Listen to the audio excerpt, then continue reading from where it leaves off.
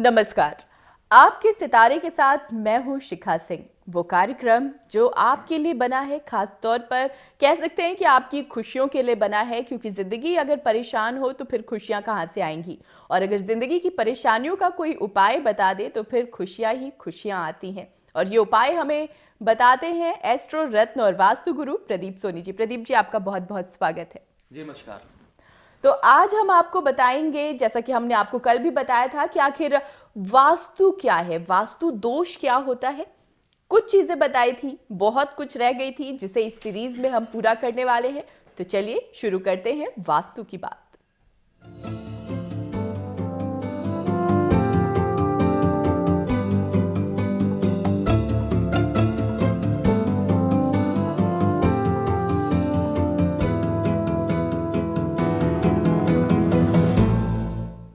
तो आपको हम जैसा बता चुके हैं कि आज हम बात करेंगे वास्तु की, क्योंकि ये 3 दिन हमने पूरी तरह से वास्तु दोषों को समर्पित किए हैं। क्योंकि घर में अगर वास्तु दोष हो तो जिंदगी में परेशानियां बढ़ जाती हैं। हमें पता भी नहीं चलता कि आखिर ये परेशानियां क्यों हैं, लेकिन तमाम परेशानियां हमें परेशान करती हैं।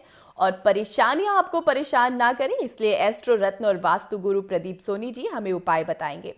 तो प्रदीप जी, चीजें बहुत सारी रह गई थी कल, शुरू करते हैं वहीं से। जी देखिए, वास्तु दोष कैसे जन्म पत्री के माध्यम से भी देखा जा सकता है। ये आवश्यक नहीं है कि आपके घर की विजिट की जाए और घर जाने के बाद में हमें पता लगे कि आपके घर के अंदर वास्तु दोष कौन सी दिशा में है। आपकी जन्म पत्री को देखकर भी ये पता लगाया जा सकता है कि आपके घर के अंदर वास्तु की स्थिति क्या है। आज हम आपको वो नियम ही बता रहे हैं। कल भी आपको हमने ये नियमों की जानकारी दी थी कि कुंडली के माध्यम से ही कैसे पता लग सके कि आपके घर में कौन सी दिशा के अंदर वास्तु दोष है, ताकि आपके घर के अंदर विजिट किए बिना ही ये जानकारी ले ली जाए कि मेरे मित्रों की आपके घर में कौन कौन सी दिशाओं के अंदर वास्तु दोष है और उन वास्तु दोषों को दूर करने की विधि क्या है। जन्मपत्री के माध्यम से भी पता लगाया जा सकता है। इन नियमों की तो चर्चा कर रहे हैं हम आज इसी सीरीज में आगे बढ़ते हुए। कल हमने आपको बताया कि अगर लगन के अंदर अगर वास्तु दोष हो, कुंडली के अंदर, आपकी कुंडली के अंदर लगन के प्लेनेट ठीक ना हो तो पूर्व दिशा माना जाता है। अगर द्वितीय स्थान अगर पीड़ित हो कुंडली के अंदर, द्वितीय स्थान के कारक अगर स्ट्रॉन्ग ना हो कुंडली में, तो वायव्य दिशा के अंदर कुंडली के अंदर आपके मकान की कुंडली के अंदर मकान की दिशाओं के अंदर परिवर्तन आता है, उसमें वास्तु दोष पाया जा सकता है। तीसरा स्थान दक्षिण दिशा माना जाता है मेरे मित्रों। और दक्षिण दिशा के अंदर अगर तीसरा स्थान पीड़ित है, तीसरे भाव का कारक और मंगल पीड़ित होता है, तो उस अवस्था के अंदर दक्षिण दिशा के अंदर कोई ना कोई वास्तु दोष आपके मकान के अंदर अवश्य पाया जाएगा।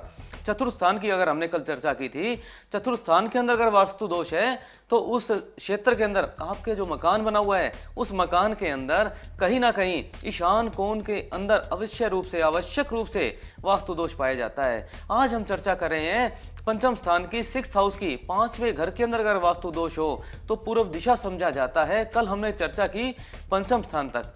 आज हम आपको आगे की जानकारी दे रहे हैं 6ठे घर की, 6th हाउस। देखिए मेरे मित्रों, कोई भी हम कुंडली की अगर चर्चा की जाती है तो सबसे पहले देखा जाता है कि छठा घर का मालिक कौन है। उस किसी भी भाव की अगर चर्चा की जाए तो सबसे पहले आप ये देखिए कि 6th हाउस का मालिक कौन है और मालिक के साथ साथ में उस ग्रह का कारक कौन है, और जो मालिक है उस मालिक की स्थिति कुंडली के अंदर और डिविजनल चार्ट्स के अंदर कैसी स्थिति बनती है। आज चर्चा करते हैं 6th हाउस की। छठा घर कुंडली का माना जाता है बेसमेंट का। आपके मकान के अगर बेसमेंट के अंदर किसी भी तरीके की कोई प्रॉब्लम हो तो उस स्थिति के अंदर आपकी कुंडली का छठा भाव पीड़ित अवस्था के अंदर आ जाएगा। और अगर आपकी कुंडली के अंदर 6th हाउस की लॉर्ड की पोजीशन और 6th हाउस के कारक की पोजीशन अगर अच्छी पोजीशन में नहीं है, अगर साउंड पोजीशन में नहीं है, तो ये मान लीजिए कि आपके घर के अंदर जो बेसमेंट बना हुआ है वो उस बेसमेंट में आवश्यक रूप से कोई ना कोई वास्तु दोष अवश्य होगा। 6th हाउस माना जाता है मेरे मित्रों कर्जे का, बीमारी का और शत्रु का। और ये स्थिति ऐसी बनती है, पहली बात तो बेसमेंट घर में ना बनाए तो बड़ा उत्तम होगा, क्योंकि कर्जा, बीमारी और शत्रु बेसमेंट से ही संबंधित है। और इसके अंदर अगर आप बेसमेंट बनाएंगे तो कोई ना कोई चीज देखिए उसमें अवश्य रखी जाएगी, और जो चीज आप रखेंगे जिस ग्रह से वो संबंधित है वो भी 6th हाउस में आपकी कुंडली में अपने आप ही आ जाएगा। और छठा घर देता है कर्जा, छठा घर देता है बीमारी और 6th हाउस देता है शत्रुओं को न्योता।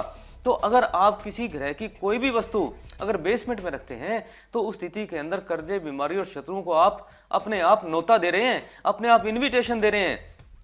तो उचित तो यही होगा मेरे मित्रों कि कर्जे और बीमारी और शत्रुओं से बचने के लिए घर में बेसमेंट ना बनाया जाए, ना ही दुकान में बनाया जाए।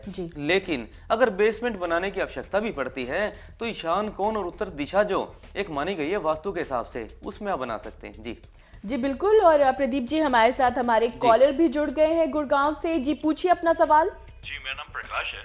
जी जी। और मेरा एक सवाल है पंडित जी से जी कि सर बताएं, मेरा डेट ऑफ बर्थ है 25/12/1987। जी जी। और मेरा जन्म स्थान है पटना, बिहार। जी जी, अपने जन्म का समय बताइए। और समय है 5:35 सुबह में। जी जी। और मैं अभी फिलहाल गुड़गांव में रहता हूँ।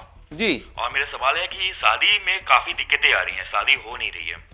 तो शादी को लेकर मतलब अड़चने पैदा हो रही, मतलब कि शादी बनते बनते मतलब न चीजें होती कि बनते बनते बिगड़ जा रही। तो क्या इसका क्या समाधान है, क्या है? जी जी जी, आपको बताना चाहते हैं आपकी जन्म पत्री वृश्चिक लगन की मंगल 12वें घर के अंदर कोई भी देखिए मंगली कुंडली अगर बनती है तो विवाह निश्चित तौर पर डिले होने का, लेट होने का देखिए योग बनता ही है। चाहे कोई भी जन्म पत्री हो, अगर मंगल के ऊपर और सप्तम स्थान के ऊपर अगर शुक्र का और गुरु का प्रभाव ना हो और कुंडली मंगली का जाए तो ऐसी परिस्थितियों का निर्माण होता है कि 27 साल तक मंगल का प्रभाव रहता है जीवन के अंदर हमारे। तो 27 साल के बाद में मंगलिक बच्चों का विवाह होना निश्चित होता है। तो अभी आपकी उम्र 27 साल की हुई नहीं है, 27 साल के बाद में निश्चित तौर पर योग बनेंगे आपकी जन्म पत्री के अनुसार मंगलिक होने की वजह से। तो बाकी आपकी शादी निसंदेह बड़ी उत्तम स्थिति के अंदर है। विवाह के बाद की जो परिस्थितियां आपके लिए बनेगी वो भी बड़ी उत्तम बनेगी।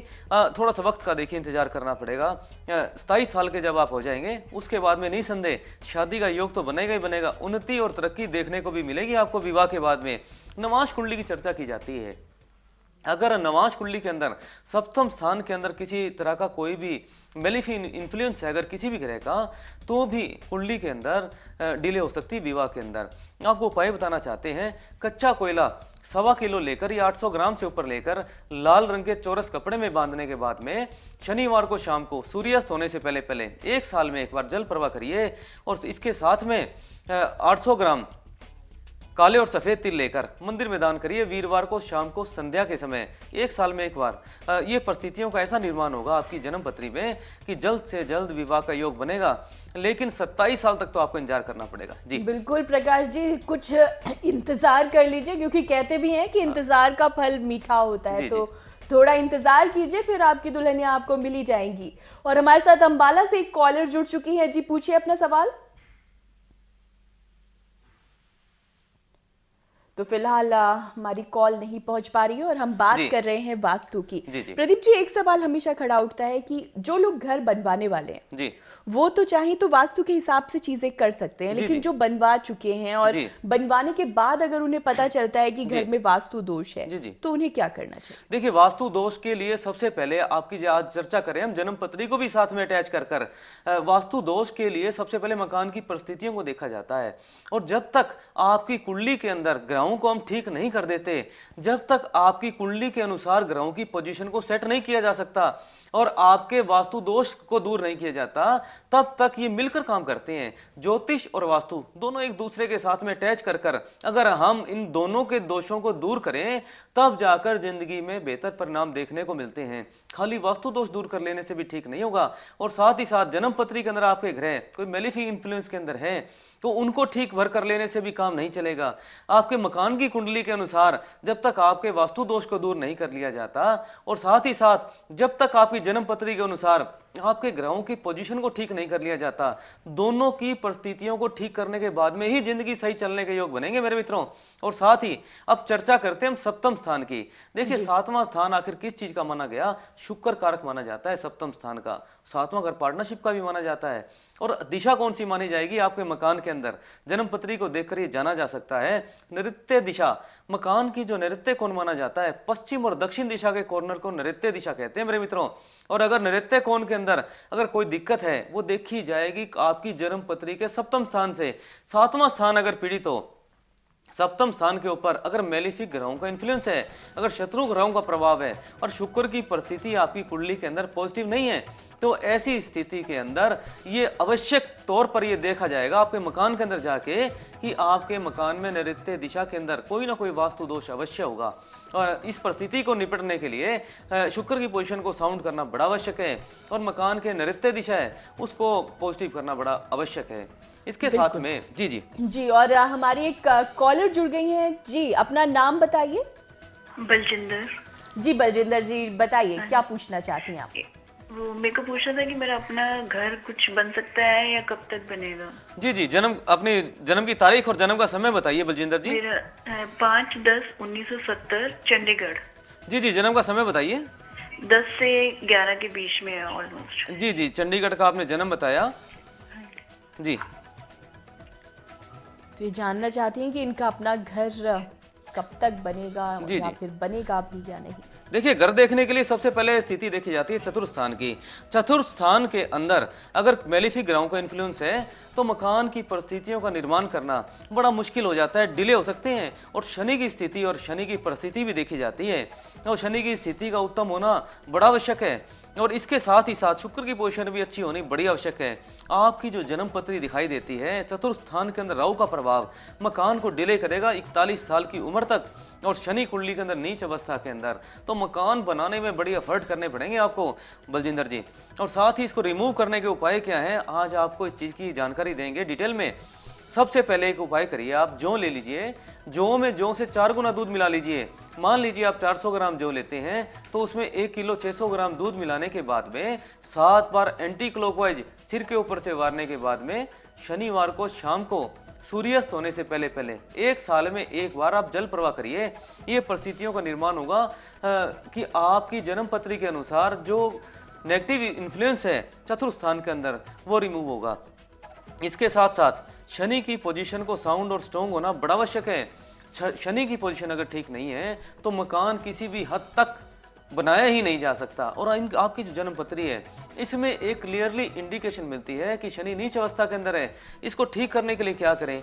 इसको ठीक करने के लिए साधारण सा आपको उपाय बताना चाहते हैं कि आपने 800 ग्राम साबुत छिलके वाले बादाम लेने हैं और साबुत छिलके वाले बादाम लेकर आपने शनिवार को जल प्रवाह करना है 1 साल में 1 बार। अगर आप जल प्रवाह करते हैं निसंदेह शनि की पोजीशन बड़ी साउंड अवस्था के अंदर आएगी और मकान निसंदेह आपका जल्द बनने के योग बनेंगे। जी जी बिल्कुल बलजिंदर जी, तो इन उपायों को अपनाइए और विश्वास मानिए, अगर हमने सोच लिया है कि हमें घर बनाना है तो घर जरूर बनेगा जी।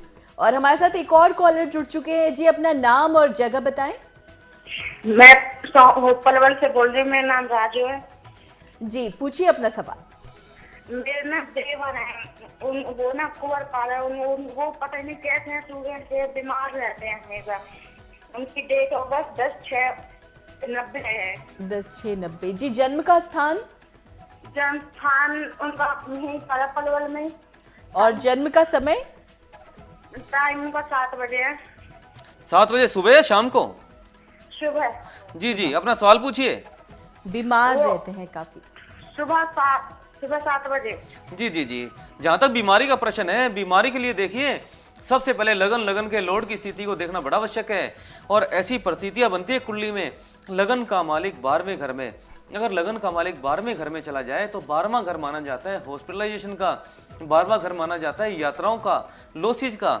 अब लॉस किस चीज का होगा? लगन माना जाता है शरीर का स्वामी और लगन से परिस्थितियां देखी जाती हैं शरीर की स्वास्थ्य की। और लग्नेश अगर 12वें घर में चला जाए तो 12वां घर माना जाता है लॉस का। और यहाँ पर क्लियरली एक योग बनता है शरीर के लॉस का। मतलब इसका अर्थ ये हुआ हेल्थ प्रॉब्लम सारी उम्र लगी रहेगी। और बुध के अगर क्षेत्र को मान लिया जाए तो इसकी उम्र की जो अवस्था मानी जाती है 35 ईयर जो फेज 34 और 35 साल की उम्र तक प्रभावित करता है जीवन के अंदर।